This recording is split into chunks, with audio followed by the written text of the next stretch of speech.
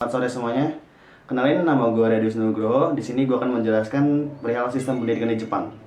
Sistem pendidikan di Jepang sebagai salah satu negara maju mempunyai rahasia bagaimana mereka bisa menjadi sekarang. Dengan salah satunya pendidikan mereka. Pendidikan di Jepang mengalami sejarah yang sangat panjang, di mana mereka mengikuti pola pendidikan Cina seperti Confucianism dan bersamaan waktunya menyebarnya agama Buddha di Jepang. Lama-kelamaan, dengan mulainya kontak dengan dunia barat pada abad ke-16 hingga ke-17, awal yang dibawa para misionaris, maka mereka mulai mengenal agama Kristiani dan juga pelajaran-pelajaran yang baru seperti bahasa dunia barat atau pelajaran musik klasik barat.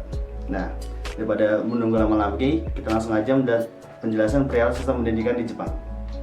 Sistem pendidikan di Jepang sangatlah berbeda dengan sistem pendidikan di Indonesia sendirinya. Nah, penasaran kan? Nah, maka di sini akan saya jelaskan perihal perbedaannya. Yang pertama, untuk sistem pendidikan di Jepang itu ada pendidikan di usia dari dini. Dari mereka kecil, anak diajarin sopan santun dibandingkan ilmu pengetahuan. Indonesia sendiri dari kecil sangat diajarkan ilmu pengetahuan untuk kedepannya, yang sangat berpengaruh ke masa depan anak itu sendiri. Terkadang sopan santun masih berkembang. Di Jepang sendiri, siswa tidak akan mengikuti ujian sampai mencapai kelas 4 SD, yang mana orang Jepang sendiri percaya bahwa usia anak kecil itu akan lebih penting diajarkan sopan santun dan pendidikan karakter mereka agar memiliki akhlak baik. Pendidikan ini terus berkembang sampai mereka dewasa. Lalu yang kedua yaitu ada sistem tahun akademik. Di Jepang, mereka akan memulai tahun akademik mereka di bulan September atau Oktober, yang mana jadwal tahun akademik akan dibagi menjadi 3 bagian, yaitu 1 April sampai dengan 20 Juli, 1 September sampai dengan 26 Desember, dan 7 Januari sampai dengan 25 Maret, yang mana siswa akan mendapatkan libur selama 6 minggu di musim panas dan istirahat selama 2 minggu di musim dingin dan semi. Dan yang paling indah adalah ketika masuk tahun akademik saat April, yang mana sakura sedang bermekaran pada musimnya. Lalu yang ketiga yaitu kebersihan adalah tanggung jawab bersama.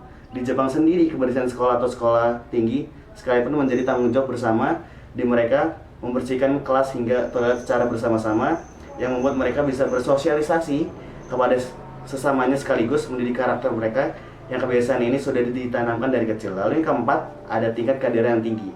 Tingkat kehadiran tinggi di Jepang memang merupakan salah satu hal yang sangat biasa, namun perlu kita contoh. Para siswa sendiri di Jepang sendiri sangat menjunjung tinggi pendidikan dan pengajaran yang ada, karena itu akan berguna untuk pendidikan mereka ke depannya. Lalu yang kelima yaitu tes yang menentukan masa depan. Persaingan seseorang untuk memasuki sekolah atau universitas sangatlah tinggi dan merupakan hal yang wajar di Jepang pun di Indonesia. Ini yang mana mereka berlomba-lomba untuk mendapat kursi di sekolah tinggi atau universitas yang mereka inginkan, karena itu sangat berpengaruh pada masa depan mereka yang mereka sampai bekerja keras untuk mendapatkannya. Saingan sangat ketat ya untuk masuk universitas itu. Lalu yang keenam, ada fasilitas pembelajaran yang mencukupi kebutuhan. Sekolah di Jepang sangat mendukung para siswanya mengasah kemampuan mereka, baik itu secara akademik maupun non-akademik, yang mana diadakannya bukatsu atau ekstrakurikuler, serta diadakan fasilitas yang mendukung seperti olahraga dengan alat perlengkapannya, contoh baseball dan dengan lapangan alatnya, basket dengan lapangannya, basket yang cukup terawat, dan dengan alat-alat mendukung, ataupun ekstrakurikuler musik atau pelajaran musik yang disediakan piano, recorder, dan alat musik lainnya yang memberikan kesempatan untuk belajar.